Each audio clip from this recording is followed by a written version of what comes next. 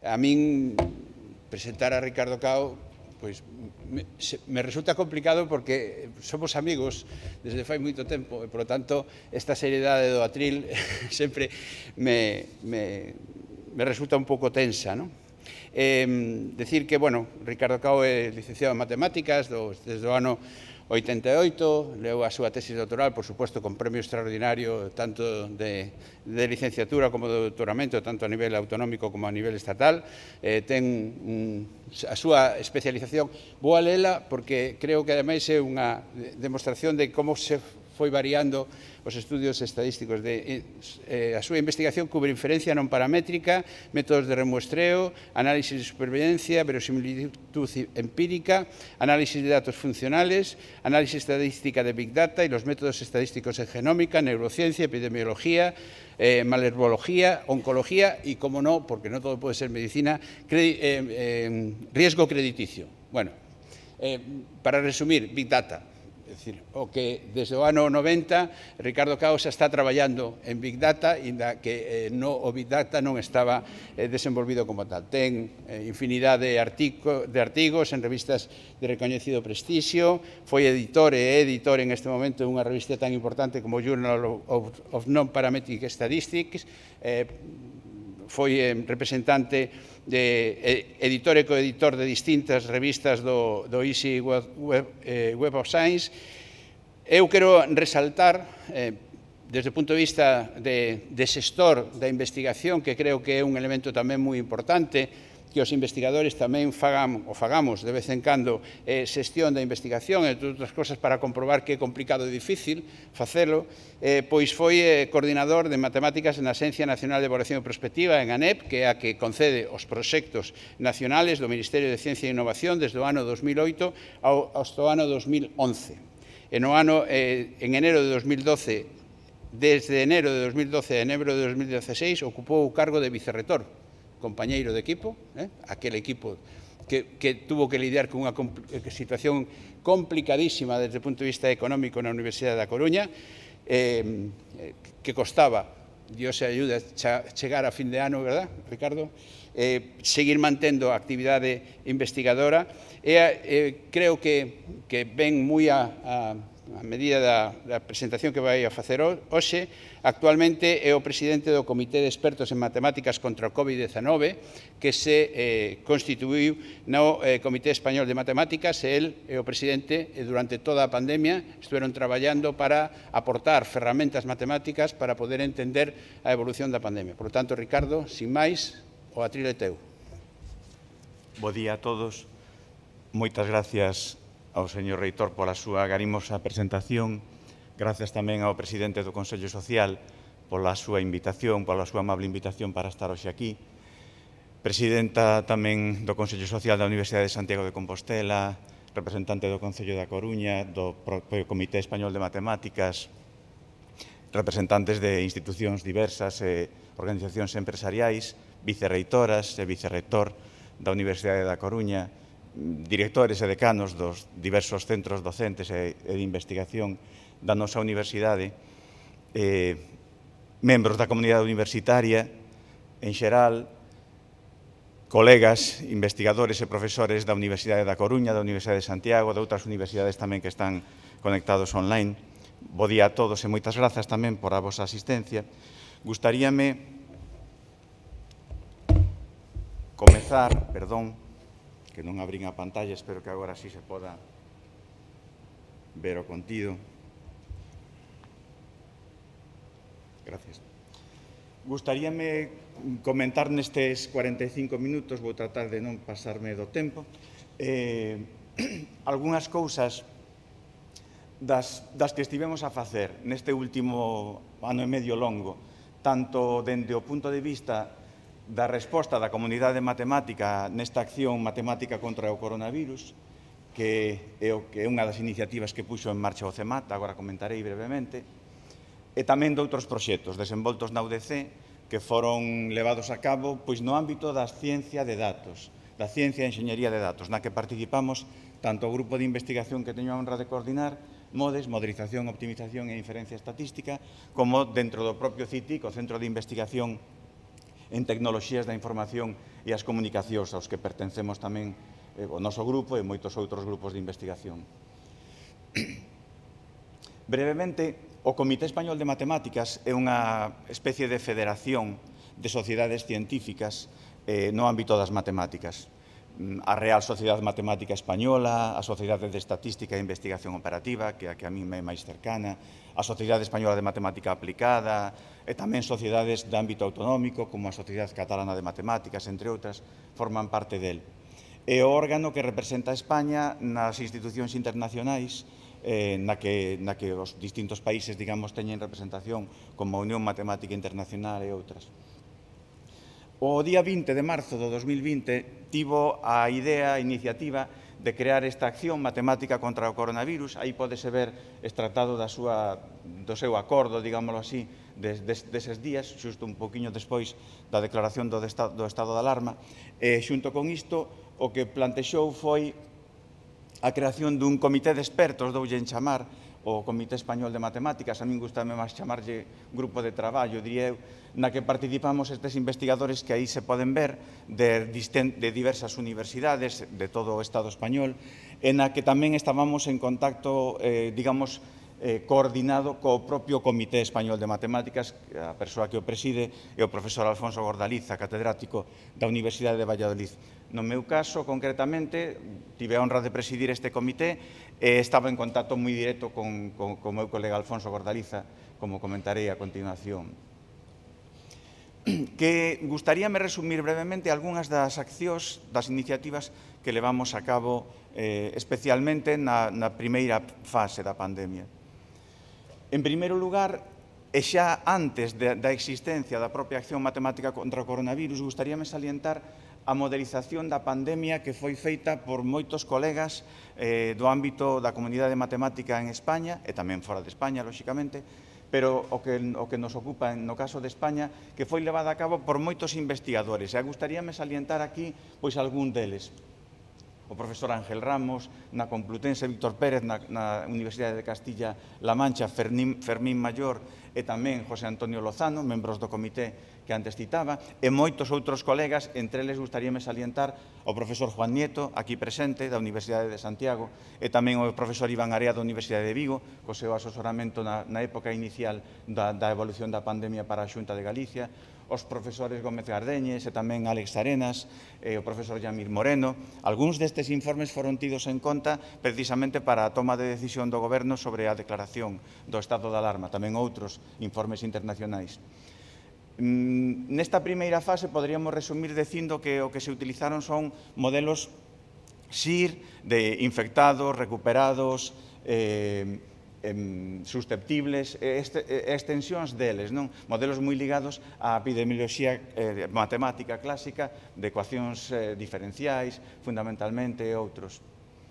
Tamén me gustaría salientar unha das primeiras propostas que se fixo dende a acción matemática contra o coronavirus, que foi como un pouco o precursor, se me permite esa expresión, do que finalmente foi algo moito máis ambicioso, que foi a Enquisa Nacional de Seroprevalencia. Naquel momento, falo de principios de abril, fíxose unha proposta metodolóxica de mostraxe para a estimación semanal da proporción real de individuos infectados polo SARS-CoV-2. Isto era un problema moi importante, porque ao principio a detección de número de infectados era moi baixa, non había tampouco moitas probas diagnósticas. Entón, dentro do propio comité propiciouse eses 4 investigadores que aí se poden ver, profesor Domingo Morales da Universidade Miguel Hernández de Elche, María José Lombardía, tamén desta mesma universidade, e vicerreitora tamén, Juan Cuesta da Universidade de Cantabria e o propio Ricardo Fraiman da Universidade da República en Montevideo, Uruguai, propuxeron un procedimento de mostraxe bietápica estratificada por conglomerados que facía unha segunda etapa precisamente dos contactos das que les quedaran positivo nas probas, unha fase segunda, digamos, en bola de neve. A raíz desto, moi pouco despois, o Centro Nacional de Epidemioloxía, tamén en colaboración co Instituto Nacional de Estatística, fixo algo que é moi salientable e que penso que non se ten reconocido dabondo. España é un dos poucos países do mundo que ten feito un estudio nacional de seroprevalencia, donde se poido estimar con moita fiabilidade a proporción de persoas que tiñan a enfermidade, en particular nas roldas de abril, maio e xuño, en particular 2020 e logo a cuarta rolda no mes de novembro de 2020 tamén. Fixérose tamén estudos sobre volta á normalidade, estrategias de desescalada, coordinado tamén polo profesor Víctor Pérez da Universidade de Castela-A Mancha, e onde participaron pois algúns destes investigadores que se poden ver aquí. Propuxeron modelos de diferente naturaleza, modelos compartimentais de regresión bayesiana, modelos en tempo discreto baseado en cadenas de Markov, por exemplo. Vou determe un pouquiño máis nunha das accións que foi prioritaria para o propio comité e para o propio Comité Español de Matemáticas, non só para o comité de expertos, que é o proxecto chamado Predición Cooperativa. Nesa páxina web, que non vou agora acudir a ela, simplemente teño algunhas capturas de pantalla, pero todos os que estean interesados poden acudir, precisamente contén a información básica do proxecto e da evolución da enfermidade que se foi facendo xa, e predición, dende os meses de abril estamos falando xa, do ano 2020. Agradecer aquí tamén a posta a nosa disposición da infraestructura en canto á capacidade de tecnoloxías da información e as comunicacións dende o propio CITIC e a Universidade da Coruña, que dende o minuto cero tamén prestará un apoio á acción matemática contra o coronavirus. Moitas grazas tamén. Esta iniciativa, nela participan varios investigadores, fundamentalmente da Universidade da Coruña, José Antonio Vilar, Rubén Fernández Casal, Carlos Fernández Lozano e máis últimamente Manuel Oviedo, e tamén o noso colega da Universidade de Valladolid, Luis Ángel García Escudero, e tamén un antigo doutorando da Universidade de Coruña, hoxe investigador postdoctoral, Pablo Montero, en Australia, xa dende hai uns anos, e tamén, sobre todo, os casi 60 grupos de investigación de toda España que participaron na iniciativa. Como? Fundamentalmente provendo predicións con seus métodos, digamos, de predición de evolución da pandemia. Este proxecto, logo, feito totalmente de xeito desinteresado, logo nunha segunda fase foi financiado co Fondo Supera COVID do Santander, a CRUE e o CSIC, perdón, gracias ao cal pois se pudo, digamos, estender e contratar un par de investigadores que deron un apoio moi importante tamén neste proxecto. O obxectivo fundamental foi crear unha ferramenta web interactiva que amose, por unha banda, a evolución das variables de interés sobre a pandemia, tanto por comunidades autónomas como en todo o Estado, e, por outra banda, facer predicións diarias destas variables, número de infectados, número de persoas en UCI, hospitalizados, etc. Con un horizonte temporal que foi variando, pero nas últimas etapas era ata 2 semanas vista. As características fundamentais deste proxecto foron obter predicións cooperativas ou metapredicións. Con isto que quero dicir son predicións que teñen en conta todos os métodos de predición que foron postos en riba da mesa por estes investigadores colectivamente, que están baseados en metodoloxías moi diferentes, logo comentarei brevemente, e que fixeran tamén predicións diarias de xeito independente por parte de grupos de investigación con moi diversa experiencia investigadora, todos dentro do ámbito das matemáticas, ciencia de datos, inteligencia artificial, porque houve xente tamén deses ámbitos participantes.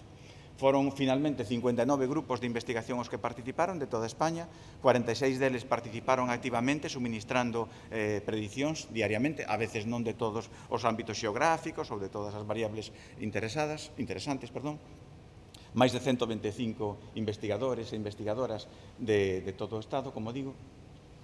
Estas son algunhas das técnicas, a maioría das técnicas que se utilizaron, modelos de tipo epidemiolóxico SIR, SEIR, outros, modelos tamén baseados en inteligencia artificial e en simulación, modelos espaciotemporais, tamén con vertentes bayesianas, modelos máis clásicos de regresión, tanto lineal, dinámica, funcional, regresión de tipo semiparamétrico, datos composicionais, e tamén modelos de series de tempo. Esta é unha captura da pantalla da aplicación, da páxina web, onde se pode ver onde nas distintas comunidades autónomas podemos ofrecer información sobre como é a evolución da pandemia, o número de casos, falecidos, tanto acumulados como nos últimos días. Por exemplo, unha das posibilidades, das opcións moitísimas que ten a web, é comparar o que acontece, neste caso, por exemplo, en 2 comunidades autónomas, na Comunidade de Madrid, en azul, e na Comunidade Galega, en verde.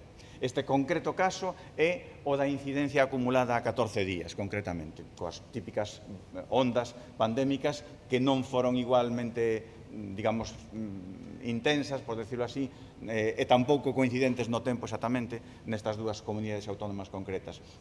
Por exemplo, aquí tamén podese ver a incidencia acumulada á data de cando se fixo esta captura, o día 23 de outubro, neste caso, onde podíamos ter bastante máis incidencia en Madrid que en Galicia, por exemplo, aínda que eran moi baixas naquel momento as dúas. Sobre todo a predición, que é o que eu comentaba. Aquí podese ver un gráfico onde simplemente para os últimos 4 meses, de novo é unha predición que foi feita coa data de 7 de outubro, entón o que se fai é tratar de predecir que vai ser a evolución nos 14 días seguintes, logo volvo a facer un zoom. Estas cantidades que se ven aquí en distintas cores son os correspondentes predicións puntuais, neste caso a variable de estudio era número acumulado de falecidos, ata un día concreto, onde estábamos xa 80 e tantos mil, e de feito as distintas predicións dan valores diferentes. Vou facer un zoom onde se pode ver un pouquiño millor o que acontece. Aquí podese ver, casi vou ir a anterior, aquí podese ver que hai unha liña vertical discontinua marcada, que é un pouco o momento a partir do cal os datos deixan de ser fiables, aínda que existen, esa liña negra son datos existentes. Por que digo deixan de ser fiables? Os datos tiveron un gran problema de consolidación. Todos o vivimos, foi moitas veces tamén unha fonte de discusión a nivel político, moitas veces. Hai moito nesgo nos datos, os datos teñen de xeito natural moito nesgo, por falta de consolidación. Ten que pasar o tempo suficiente para que teñamos datos fiables. Entón, simplemente os métodos, moitos deles teñen en conta isto precisamente. Isto quere decir que non é fiable un dato ata que pasan bastantes días posteriores a esa data. Os distintos métodos de predición cooperativa, aquí podense ver, aquí un zoom un poquinho máis claramente, realmente funcionan de xeito bastante parecido, algúns millores que outros, e o máis salientable é que funcionan en xeral bastante millor que as predicións individuais de cada grupo de investigación por separado. Neste caso, vou amosar simplemente un par de gráficas, porque vale máis unha imaxe que 1000 palabras posiblemente, unha gráfica de mapa de calor do ranking de cada unha dos métodos de predición e tamén un erro promedio dos mesmos. Nesta primeira, simplemente quedémonos coa idea de que as cores o que significan é o millor ou peor comportamento dos distintos métodos de predición. Nas primeiras ringleiras, P43, P42, disculpas polo tamaño da letra que é pequeno porque era moita información, a última é P06, son algúns dos métodos de predicións individuais que puxeron en riba da mesa os nosos colegas de moitos grupos de investigación. Nas últimas ringleiras, CP, cooperación, o método, digamos, de predición cooperativa, en inglés Cooperative Forecasting, pois que o acrónimo do proxecto, pois estas últimas corresponden a métodos que precisamente o que fan é un ensemble, un conxunto, digamos, unha predición de consenso, utilizando a información de todos os métodos de predición. As cores vermellas e laranxas corresponden a un mellor comportamento dos métodos. As cores máis ben tirando a verduzcas e azuis corresponden a peor comportamento. Pódese ver como, en xeral, os métodos individuais hai algúns que funcionan ben en algún momento concreto, porque, por certo, o eixo horizontal é o tempo. E o tempo no momento máis crudo da pandemia, dende o 1 de abril ao 15 de maio. Entón, pódese ver como, efectivamente, algúns métodos individuais funcionan moi ben nalgúns momentos, noutros non tan ben. Pero, en xeral, os métodos cooperativos teñen a virtude de que funcionan ben casi sempre e moi ben ás veces tamén. Vale.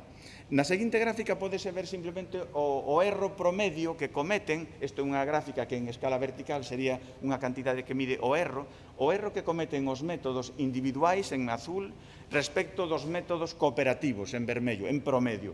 Podese ver que o erro é moito menor nos métodos cooperativos que nos métodos, digamos, de predición individual. Gustaríame tamén comentar brevemente, pasando a outras accións da acción matemática contra o coronavirus, pois algunhas das colaboracións, por exemplo, que estamos tendo, tivemos co Centro de Coordinación e Alertas e Emerxencias Sanitarias, que dirixe Fernando Simón. A primeiro é unha modelización estatística e simulación da saturación hospitalaria. Isto ten que ver con un proxecto moi interesante que fixo o noso colega Fermín Mallor da Universidade Pública de Navarra, donde xa dende o principio na comunidade foral foi quen de modelizar e simular a carga hospitalaria dos hospitais. Aí son un sistema sanitario moito máis pequeno, é fácil, digamos, de facer nese sentido, e fixo un modelo que con moito éxito podía predecir cando iban a acadarse os picos nas UCIs, algo moi importante en particular, por as terribles decisións que tiveron que tomar os nosos médicos e sanitarios ao respecto. O que se fixo a finais do ano pasado, 2020, foi escalar este modelo a todo o Estado. Entón, Fermín estivo facendo predicións diarias ou semanais, dependente dos momentos, digamos, da pandemia, que foron moi útiles precisamente na vaga que tivemos despois do Nadal, do pasado Nadal, en todo o Estado. Avaliación do impacto das intervencións farmacéuticas, as famosas NPIs, do inglés Non-Pharmaceutical Interventions, as iniciais, na incidencia da pandemia, como as distintas medidas que se foron tomando de restricción foron tendo incidencia no control da pandemia. Algúns das persoas do comité que participamos e seguimos a participar nesto.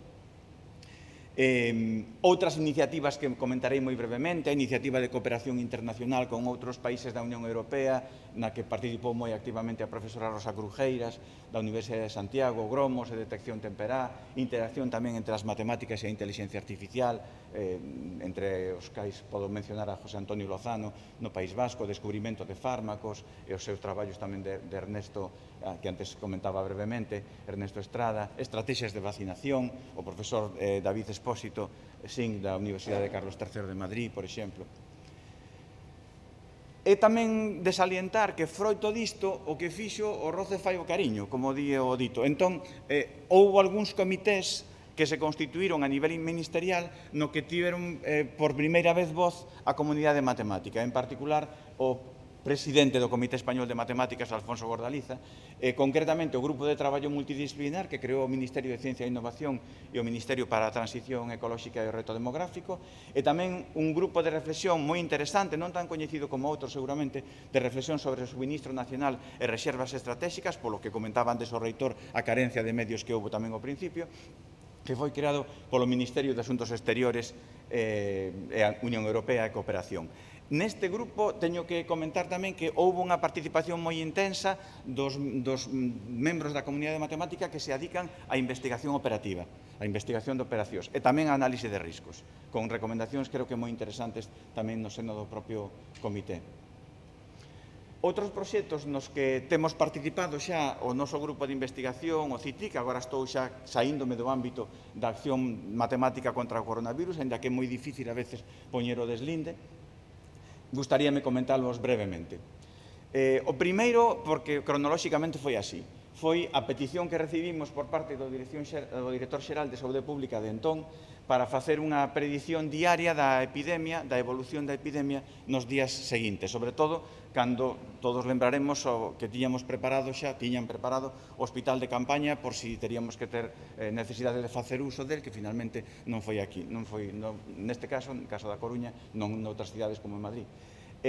Pois, durante estes 48 días o noso grupo de investigación estivo producindo informes que se enviaban cada día, cada noite, normalmente, donde se daban, digamos, informacións como esta, a cantidade de valores que se predicían para, por exemplo, neste caso, o número de persoas hospitalizadas, por diversos métodos, aquí simplemente comento un par deles, baseado en regresión dinámica, outro de axustes de tipo log cuadrático, gráficas deste estilo, na que, por exemplo, neste caso, estábase a predicir os 7 días seguintes a conxestión das UCIs en Galicia, e precisamente neste caso foi aí máis ou menos o 6 de abril cando se atopou o máximo nas UCIs, afortunadamente logo foi moito menos. Outro proxecto no que temos participado tamén como grupo de investigación, aínda que non lideramos ni moito menos, é o proxecto COVID-Bens, do que me gustaría falar uns minutos. O proxecto COVID-Bens foi financiado, non só financiado, propiciado, diría eu, casi xestado, pola propia empresa Edar Bens, que xestiona a estación depuradora de augas residuais de Bens. O seu director xeral aquí presente foi vital para poñer en marcha o proxecto. porque non só é que o financiaran, senón que foron os que tiveron a iniciativa de facelo. E tamén gustaríame comentar, por suposto, a participación a investigadora principal do proxecto, que é a microbióloga Margarita Poza, que neste momento creo que non está na sala, pero sí representada tamén polo equipo dos microbiólogos que foron a alma mater deste proxecto, Juan Vallejo aquí presente, donde o que se fixo foi algo moi novidoso daquela, que era non só detectar o virus nas augas residuais, senón cuantificalo, que iso era o importante. Entón, froito desa cuantificación do virus de SARS-CoV-2 en augas residuais, a nosa colaboración entrou uns días máis tarde de poñer en marcha o proxecto, alá polo principios do mes de abril, cando, digamos, intentamos tamén utilizar técnicas de ciencia de datos e de análisis estatístico para tratar de estimar suavemente a carga viral ao longo do tempo e tamén para estimar, sobre todo, o número de portadores do virus, porque, recordo, naquel momento era moi difícil facer probas diagnósticas para saber ter fiablemente o número de portadores. Realmente logo se acabou facendo un seguimento, digamos, periódico, varias veces a semana ou semanalmente como mínimo, dende xuño de 2020. Dende xuño de 2020 ata esta semana, que é a última do proxecto, son así as cousas, pois estivéronse facendo informes semanais ou varias veces a semana sobre a carga viral nas augas residuais. Esta, por exemplo, é a gráfica do último informe do proxecto, do que se enviou onte a noite, na que se pode ver, por exemplo, en curva vermella, a carga viral do virus nas augas residuais da EDAR-Benz, da área metropolitana, por tanto, da Coruña, porque a EDAR comprende os 5 concellos que forman parte da empresa pública, que é consorciada, pois o Concello da Coruña, o Concello de Arteixo, o de Cambre, o de Culleredo e o de Oleiros.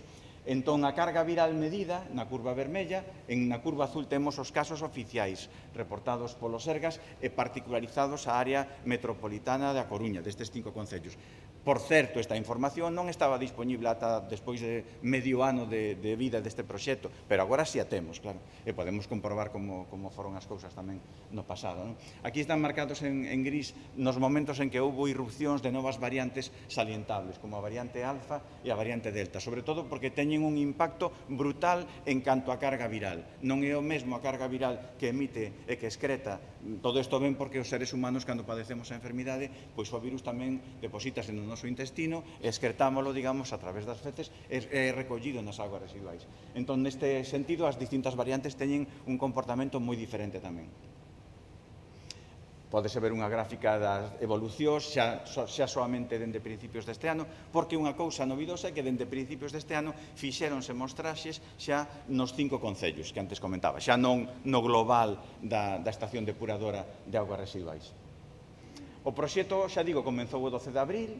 Desde xaneiro de 2021 temos non só a información de cada un dos concellos, senón tamén temos a páxina web que xa se puido, dende esa época, facer pública a toda a cidadanía, que entendemos que era algo tamén moi interesante, os resultados do proxecto para que poideran facer un seguimento do mesmo, do nivel de virus en augas residuais. E tamén salientar brevemente que houve unha experiencia que se fixo en residencias de maiores durante un par de meses, donde aí as mostras tomábanse nas arquetas das propias residencias de maiores, e foi financiado pola Consellería, neste caso de Servicios Sociais. Foi unha mágoa que non se continuase no tempo, porque estábamos a detectar cousas, entendo que moi interesantes, en relación con mesmo detección de virus, cando xa temos moita poboación vacinada, como era o caso das residencias de maiores a partir de finais da primavera deste ano e demais. Simplemente por curiosidade vou amosar aquí algúns dos datos cos que tivemos que enfrontarnos. Estos son datos de caudal de entrada na estación depuradora de augas residuais. Por que vedes esta gráfica así? O eixo horizontal é o día. Digamos, chega ata 86.400, que son os segundos que ten un día. Digamos que estos son gráficas donde o eixo horizontal representa o segundo do día, dende 0 ata 86.400 segundos. E logo temos, a distinta altura, o caudal. Estos son datos de moitos días. Estes mesmos datos, se un non os trata mínimamente, pois ve este tipo de cousas. É dicir, non ve nada, esencialmente. Pero se un os trata suavizando, por exemplo, porque son datos enormemente volátiles, digamos que teñen as variacións da medición cambian moito en instantes de tempo consecutivos, pois entón empeza a haber curvas como estas. Curvas de caudal fronte ao tempo, con máximos en certos valores, mínimos noutros. Tamén é de salientar que hai algunhas que son un poquinho atípicas, sáense moito desa tendencia xeral, porque están en distintas cores, porque as distintas cores aquí representan períodos de tempo distintos. O primeiro é o período, digamos que decidimos de común acordo coa EDAR, o tempo, digamos, ordinario, no que aínda non se tivera feito ningunha medida en relación co virus, é dicir, dende 1 de xaneiro ata o día 13, creo que finalmente puxemos 12 de marzo de 2020. O seguinte cor, que en vermello, corresponde ás primeiras semanas, dende o estado de alarma. Logo, confinamento máis severo, en verde, a etapa posterior en azul, máis oscuro, e azul clariño, a etapa xa que chega ao mes de maio. Aquí, o que podedes ver é unha cousa que chamamos nos as curvas máis profundas. Que é isto das curvas máis profundas? Cando un ten que resumir todo ese conxunto de curvas en cada un deses períodos, eso non é unha cousa sinxela. Por exemplo, cando temos datos numéricos en unha dimensión, pois podemos coller a media, a mediana, por exemplo. O conceptos como a mediana, cando temos datos de dimensión maior que 1, e peor aínda neste caso, que son curvas, por tanto, de dimensión infinita, non é tan sinxelo estendelo. Hai un concepto moi interesante que é o concepto de curva máis profunda, que ten que ver con curvas que están rodeadas por moitas outras das curvas, digamos, dese conxunto. Podedes ver en negro, rojo, verde e azul as distintas curvas máis profundas, ou medianas, se queredes decirlo así, que acontecen para os distintos grupos de datos. É salientable ver como o nivel, por exemplo, a altura que ten a curva e tamén os lugares nos que se produce o máximo ou o mínimo cambiaron. Seguramente un sociólogo sacaría desto conclusións interesantes, como, por exemplo, que os hábitos de vida, de aseo, de poñer lavadoras nos hogares e cousas así, pois foron cambiando tamén no tempo da pandemia. Isto non ten que ver, obviamente, coa loita coa pandemia, pero son como cousas curiosas que tamén un obtén cando quere analizar o que nos interesaba, claro, que era a incidencia da pandemia. O caudal é importante porque o caudal, a hora de medir o virus nas augas residuais, podería ter un impacto importante tamén. Desde maio de 2021, neste proxecto, estáse a secuenciar o xenoma do SARS-CoV-2.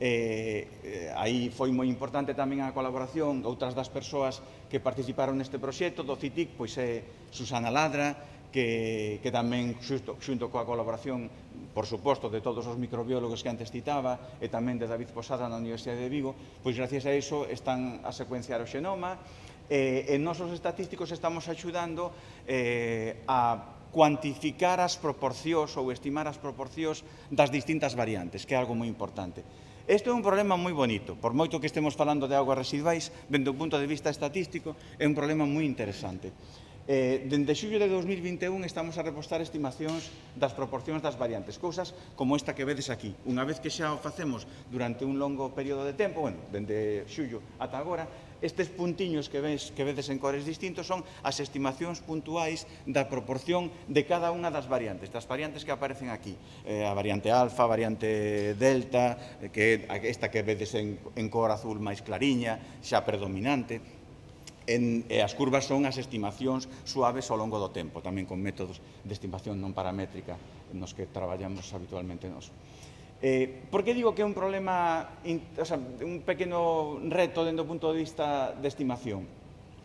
As variantes prodúcense por mutacións, cousas como esta que vedes neste esquema. Nunha determinada posición do ARN do virus, por exemplo, neste caso unha A, pasa a ser sustituída por unha U. Hai moitos outros tipos de mutacións, pode haber delecións, pode haber insercións, isto no caso de que sexa simplemente unha alteración, digamos, un cambio nesa posición. O problema é que as variantes non son monolíticas, non é que xustamente haxa unha mutación nesta posición e esta mutación, e acabouse. Non. As variantes teñen mutacións en moitos lugares do xenoma e, ademais, poden ser estas mutacións nestes lugares ou estas outras neste outro, e todo ese cóctel forma parte do que é a variante delta, imaginémonos. Entón, o problema é que cando un fai a medición do xenoma, do ARN do virus, pois debería de tratar de identificar con eses patróns. Vale, cal é o problema? O virus chega, o ARN do virus chega a SEDAR fragmentado totalmente. Estamos observando trociños da cadena de ADN, non a cadena de ADN completa. Eso que nos obligou foi a formular métodos que chamamos, neste caso, de estimación máximo verosímil para tratar de estimar esas proporcións das variantes. Cambiando xa a outro proxecto, gustaríame falar un poquinho do proxecto CEDCOVID, do que eu tamén son, neste caso sí son investigador principal, que foi financiado pola Axencia Galega de Innovación, ou abreviatura de Ciencia e Enxeñería de Datos para avaliación, predición poboacional e personalizada da evolución da enfermedade COVID-19. Algúnas das liñas do proxecto que vou comentar moi brevemente, por exemplo, son o estudo de tempos relevantes asociados á hospitalización, no curso da enfermidade, tamén ao pronóstico, ao feito de que, en función das súas variables, digamos, de partida, un doente teña moita probabilidade de ingresar ou non en UCI ou de requerir hospitalización, por exemplo, para a planificación sanitaria e hospitalaria son moi importantes. Dispuxemos de datos tanto do sistema sanitario galego en dúas extraccións que houbo no mes de abril e no mes de maio e tamén de toda España a posteriori. Perdón. Estas dúas gráficas amosan simplemente unha cousa que chamamos nós a función de supervivencia, que neste caso interpretémola non é un tempo de vida o que estamos analizando, que é un tempo de estadía en planta. O que se ve aquí é a probabilidade de que alguén este en planta máis do tempo que figura no eixo horizontal. Por tanto, pódese ver como para homes e para mulleres hai unha distinta, digamos, probabilidade de estar en planta certa cantidade de días, que é o que se amosa na gráfica da esquerda para persoas de 30 anos de idade e na gráfica da dereita para persoas de 40 anos de idade, onde tamén vese que as gráficas están como movidas un poquinho á dereita, porque coa idade o tempo de estancia en planta adoita ser superior. Neste outro caso, por exemplo, as dúas gráficas corresponden as distintas liñas de cor distinto a distintas idades, 40, 60, 80, e na gráfica da esquerda, concretamente a poboación de homes, e na poboación de mulleres está na da dereita, e neste caso é o tempo de estancia en UCI. Pódese ver como, por exemplo, no caso dos homes non hai gran diferencia coa idade, e nas mulleres sí, e de feito en xeral teñen un pronóstico de estancia en UCI moito menor que os homes, neste caso cos datos galegos. Comentar tamén moi brevemente liñas que se están desenvolvendo neste proxecto sobre a modelización e visualización espacio-temporal da simulación e tamén a simulación da pandemia, modelos de tipo multiaxente, estocásticos para a propagación do virus en espazos interiores concretos, é outra das liñas deste proxecto. Gustaríame tamén comentar o que se está facendo agora aproveitando digamos, a propia infraestructura que a Universidade ten para poder medir o CO2 en distintos espacios universitarios, en aulas, en bibliotecas. Fíxose tamén unha medición moi exhaustiva durante as probas de acceso á universidade. Carlos Escudero é a persoa que está levando máis o liderado desta liña. Tamén está comenzando a traballar nun posible emulador de contaxios, é dicir, que o propio dispositivo móvil daquelas persoas que participen poda facer unha simulación de como o virus podería propagarse e como distintos tipos de distancia social e demais poden propiciar iso. Fíxose tamén un modelo de previsión e saturación hospitalaria en Galicia, algo semellante ao que comentaba eu do profesor Fermín Maior que fixo en toda España, neste caso con métodos non paramétricos un poquinho máis flexibles nese sentido, e introduciuse, digamos, as restriccións do sistema hospitalario galego.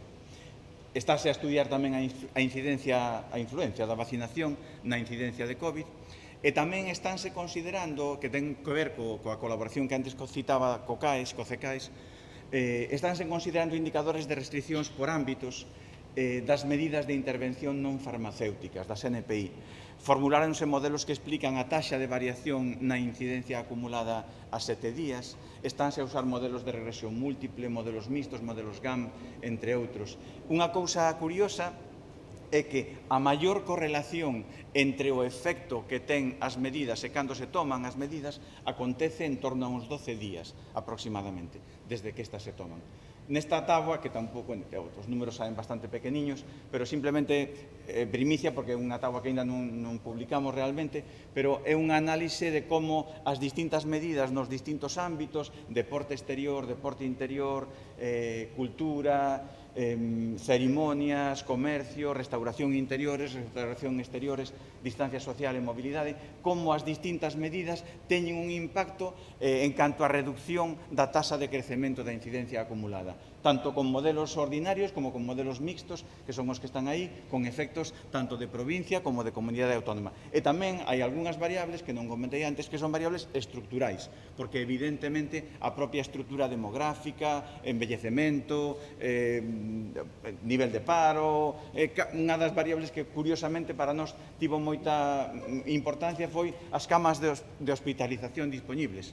Que na evolución da pandemia inflúa isto pode ser un pouco raro, porque un pode dicir, bueno, as camas terán influencia en que atendemos mellor os pacientes, pero non en que se enfermen máis ou menos. Entendémolo como un proxy do forte que é o sistema sanitario desa comunidade autónoma, provincia e demais. Dende logo, unha das que ten un impacto moito máis grande, como se ve, a parte do comercio, pois é a restauración interior, con ese menos 34 que podedes ver aí, non?